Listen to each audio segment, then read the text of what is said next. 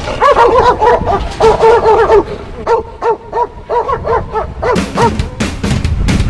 everybody, I'm Tim Brenner, and I'd like to welcome you here to the Southern Missouri Judicial Services Training Centers for Canines, located here in Springfield, Missouri. And today's video is going to just more or less be about bomb dogs, how we utilize them, some of the training they go through, and it's going to be very educational on the bomb dog topic. I've got my bomb dog with me, Mr. Nitro.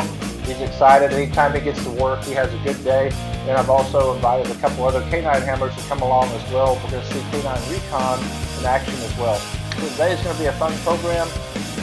Just to kind of start off, our bomb dog program is rescues. We'll go out to shelters. We'll talk to animal rescues. And most of the time, it's just a dog that's been brought back several times because they're making a really bad pet.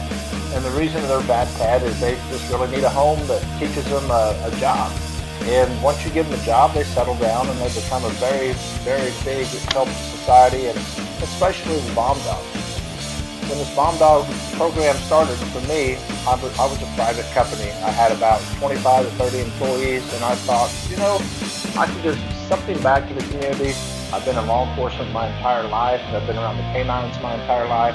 So I decided to train up a bomb dog, which I've never done before. I've only trained narcotics dogs. So I did some research, reached out to some great folks, got some really good knowledge on the topic, and we started our bomb dog training program. And it takes about 7 months after we rescue the dog and get the dog in with us to where he's comfortable and he's having a good time with his handler, and we'll start that kind of training. Because we also have to train the handler at the end of it too on how to work the dog and what to do, what not to do, and just a lot of basic stuff about the animal and how to work it. So what we like to do with the first thing is find out if they like toys, and Nitro here loves this Kong ball, and it's just an ordinary Kong ball. There's nothing in it, and we throw it for him and he brings it back, and this goes on all evening long while I'm trying to watch TV. But he has fun with it, so I have fun doing it with him. And then there's this toy. This is the special toy. It's made out of rubber, and the only time that Nitro ever sees this toy is whenever he smells the odors of the explosives, and then we reward him for telling us that he's smelling them by giving him this toy.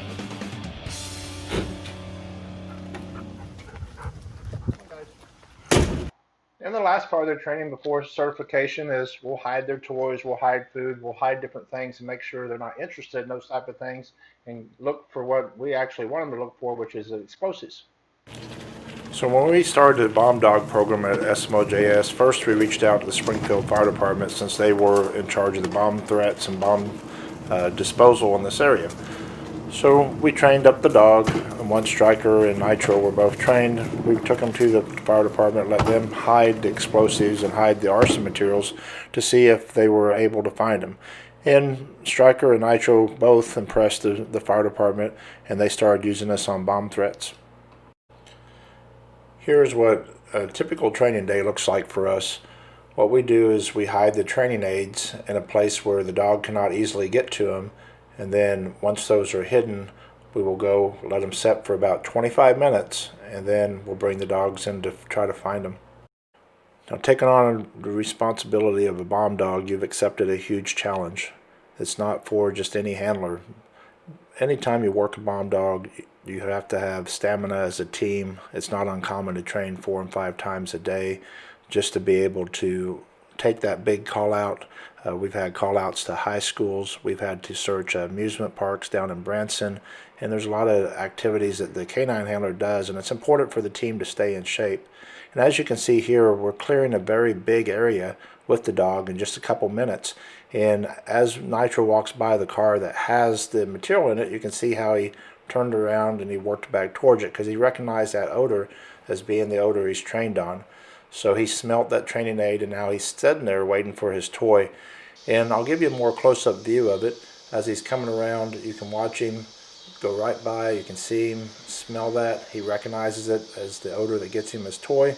So he sits down and he waits for it. And once he does that, we give it to him and we go on to the next search. So this here is just a lot of fun for the dog. You have to keep it a game all the time, and that's what the dog enjoys doing. So you have to keep him engaged and having fun. And that's one of the most rewarding part about being a bomb dog handler is you know that you're out there protecting lives, helping your community, and just keeping people safe in general. So that has a reward and satisfaction of its own. Now, a lot of time and training goes into having a bomb dog. Unlike a narcotic dog, if you miss what you're looking for, it's a major problem because that means you missed possibly a bomb. So training is very, very crucial and you have to do it often. I train with Nitro every day just to keep his skills up because we never know when we're going to get called, because not only bomb threats do we go to, but a lot of times we'll have things like special events. Now this year with the COVID, we really haven't had that much, but typically we'd have like concerts that we go to.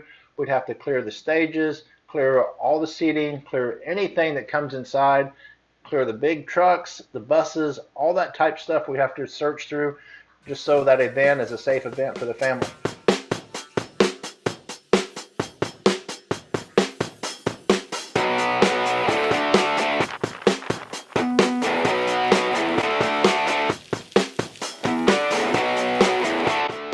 Now we're not going to use actual explosives today. We're going to be around cars and we're going to be around semi-trailers. So we're not actually taking explosives with us, but you'll see these mason jars that we'll have with us. And what we do is we'll take the mason jar, we'll just take some ordinary gauze, and we'll put the gauze in with the explosives for about 2 weeks and let the gauze pads soak up all the odor of the explosives. We'll put it inside the jar just to protect the integrity of it. That way other odors doesn't get in on it. It's just the odor of the explosives. In today's exercise, we're going to be using gunpowder and C4. So we've let these pads soak up those odors in them. And what's neat about using the pads is we can put these where we can't put bigger things. So we're able to roll these up, put them in door seams, put them in all kinds of different places that you can find explosives. And it's really fun to do that with these because the hiding places are just endless.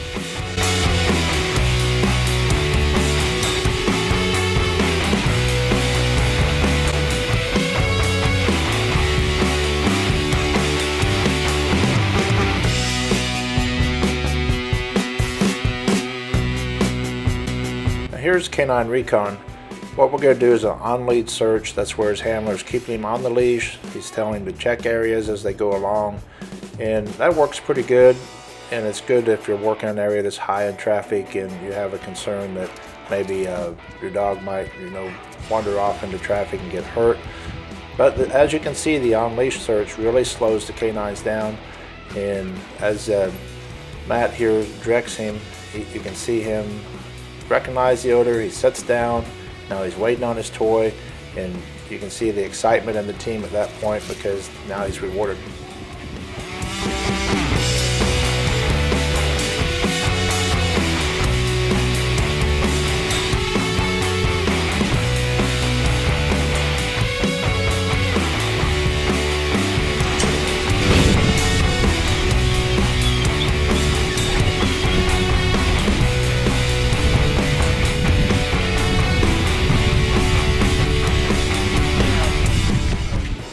Now I'm going to work K9 Nitro. I'm going to bring him over to the search area. As you see, it's a very large area that we have to search. I'm just going to take his leash off and give him the command to search. He's going to start sampling air, and just as soon as he recognizes where it's coming from, he'll go straight to it and wait for his reward. And as you see how much quicker it was for the off-leash search because he was able to quickly identify where that smell was coming from. He didn't have me pulling him back and hampering him, and he went straight to where it was at. And now he wants his toy and he's happy.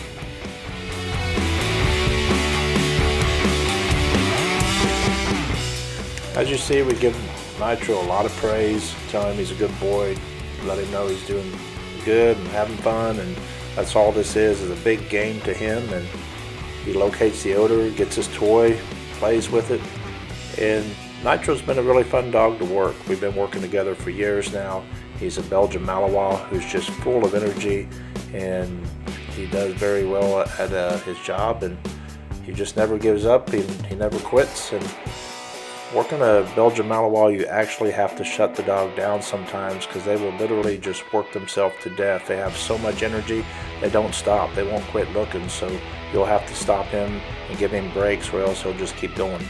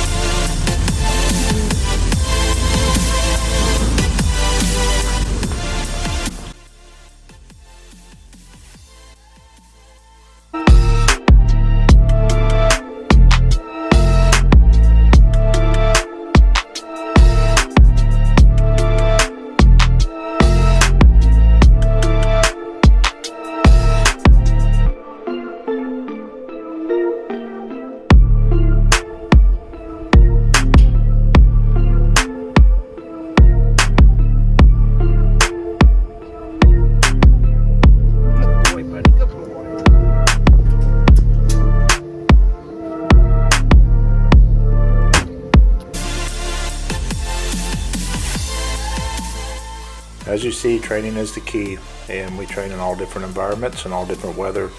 We've had to spend hot days at amusement parks in Branson. We've had to go out on bomb threats to banks and schools and factories. We just never know what the call is going to be, so it's important that we do this and keep the team in good shape for whatever gets thrown at us. And at the center at Southern Missouri Judicial Services, we train the K9 teams for the Task 9 security company who works the dogs. All Southern Missouri Judicial is just a training center where we have multiple trainers here that not only train the K9 dogs, but they also work in training bail bond agents, security guards, police officers, and even private citizens that just want a more better training. They'll come here and train at our facility.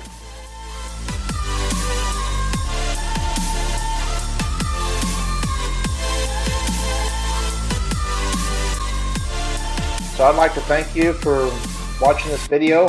I hope you enjoyed it. If there's any information you need from me about bomb dogs, I'd be more than happy to answer any of your comments. Please leave them below. And until next time, we'll see you later.